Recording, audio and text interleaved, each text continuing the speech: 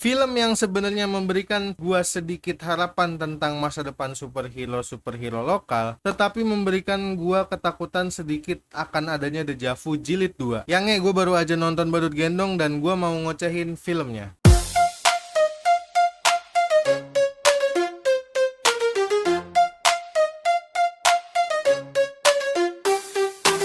Film yang diproduksi oleh Magma Entertainment yang disutradarai oleh Pak Charles Gojali dengan judul Badut Gendong ini, yang dimana punya judul internasional bernama The Dance of the Damned, yang artinya tarian kutukan atau tarian yang terkutuk lah. Jadi film ini nyeritain sepasang kekasih yang bernama Darso yang diperankan sama Martino Leo dan juga Darsi yang diperankan oleh Dayinta Melira, yang mereka berdua ini adalah sebagai pelaku lakon tradisional bernama Badut Gendong. Badut Gendong ini sendiri katanya terinspirasi dari salah satu budaya tradisional dari Solo, Jawa Tengah yang kemudian diadaptasi sama Magma Entertainment dan juga Pak Charles Gojali menjadi film superhero. Walaupun sebenarnya secara teknis ini bukan superhero banget ya, tapi ini bisa disebut Badut Gendong juga karakter anti-hero, yang dimana Badut Gendong ini adalah sebagai mata pencaharian Darso dan Darsi untuk mencari nafkah agar bisa melanjutkan kehidupan mereka. Ya, filmnya ini sendiri baru tayang tanggal 27 Mei kemarin di hari perdagangan perdananya. Jadi buat kalian yang belum nonton, gue sekalian memperingatkan akan ada spoiler alert di pembahasan atau ngoceh gue ke depannya tentang film Badut Gendong ini. Jadi buat yang belum nonton silahkan tonton dulu di bioskop, dan kalau misalnya mau dengerin perspektif atau review atau ocehan versi gue, silahkan menetap di video ini sampai durasinya nanti selesai. Sekilas awalnya gue ngelihat konteks cerita tentang Badut Gendong ini mengingatkan gue sama salah satu karakter dari semesta Naruto yang bernama Sasori. Yang kalau di Naruto ini Sasori kan bikin orang tuanya jadi boneka, dan bonekanya ini jadi alat buat dia perang atau berkelahi gitu kan. Sedangkan kalau Badut Gendong ini kan ceritanya menceritakan tentang Darso yang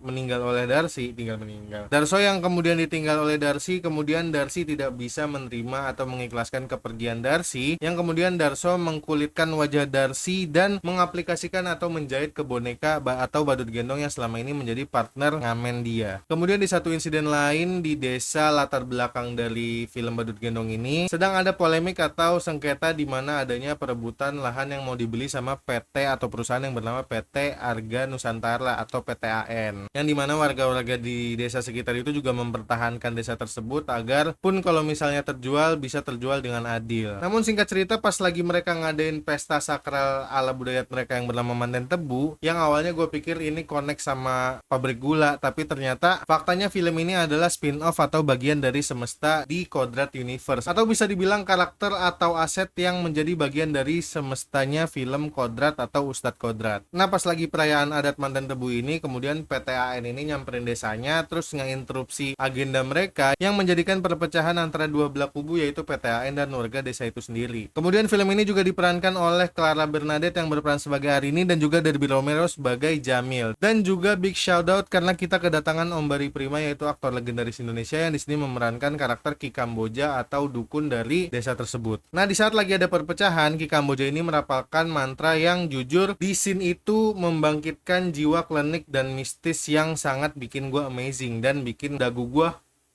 jatuh. Yang dimana ketika insiden itu terjadi, yang membuat Ki Kamboja ini merapalkan mantra dengan nuansa klinik dan mistik berbahasa Jawa, yang di sini menurut gue ini seharusnya bahasa Jawa itu di-develop. Disclaimer, gue tidak mendiskredit atau apapun yang berbau negatif dengan budaya atau unsur Jawa. Malah gue orang yang excited banget sama budaya-budaya di Indonesia yang harusnya dijadiin film, salah satunya kayak Jawa ini. Mungkin satu dan lain hal karena gue udah terlalu bosen dan udah terlalu sering ngelihat film-film Jawa ini berlatar belakang Jawa, menggunakan bahasa Jawa di film-film horor yang belakangan ini tayang. Yang bikin gue udah mulai ngerasa Jawa lagi gitu. Tapi jujur, balik lagi tadi di scene ketika Ki Kamboja ini merapalkan mantranya, gue ngerasa anjir ini keren banget, ini seharusnya bahasa Jawa dipergunakan. Karena kan katanya film Badut Gendong ini adalah film yang dimana masih bagian dari semestanya Kodrat Universe, dan juga film yang katanya superhero bergenre lokal. Yang sebenarnya kalau secara teknis sih nggak bisa dibilang superhero ya si Badut Gendong ini. Tapi nggak tahu gimana gimana nanti ke depannya, tapi ini gue rasa villain origin story Badut Gendong menjadi sosok jahat yang menghantui dan juga menteror warga desa serta karyawan-karyawan yang hadir dan datang di desa tersebut. Jujur secara ide kreatif dan konsep cerita serta pengembangan karakter di cerita Badut Gendong, gue suka banget. Dari mulai mereka memakai nama Badut Gendong, walaupun ada beberapa pihak yang bilang katanya namanya aneh, namanya kayak nggak serius, tapi menurut gue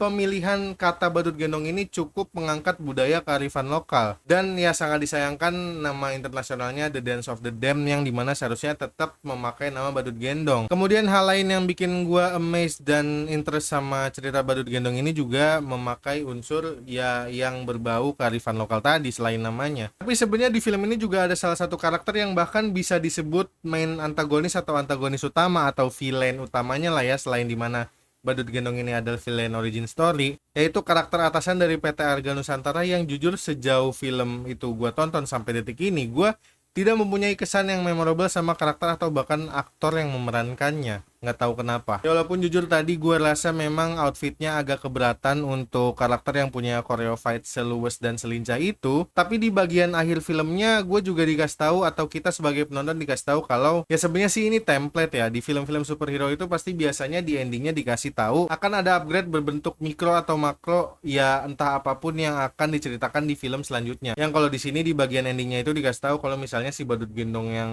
setelah insiden dia di desa itu tuh akhirnya rapih lagi tuh bajunya, yang dimana di ending terakhir atau fase terakhir filmnya itu kan kelihatan kan dia jadi berantakan, apalagi badutnya tertembak sama ya karakter yang villain itu kan. Tapi di akhir cerita dikasih tahu kalau misalnya outfit atau kostumnya Badut Gendong ini utuh lagi, tetap memakai base cap dan juga belangkonnya, yang menurut gua balik lagi tetap berasa ribet aja kalau dia harus berantem dengan baju kayak gitu. Nah kemudian lanjut ke endingnya, setelah gua ngelihat Badut Gendong Will Return yang menurut gua harusnya lebih ikonik lagi kalau kedepannya Badut Gendong akan kembali gitu aja gitu. Maksudnya kalau Indonesia sekalian, nggak usah Will Return gitu. Pun memang kalau nanti film ini didistribusikan ke negara lain selain Indonesia, tetap aja pakai Badut Gendong akan kembali atau Badut Gendong akan apalah.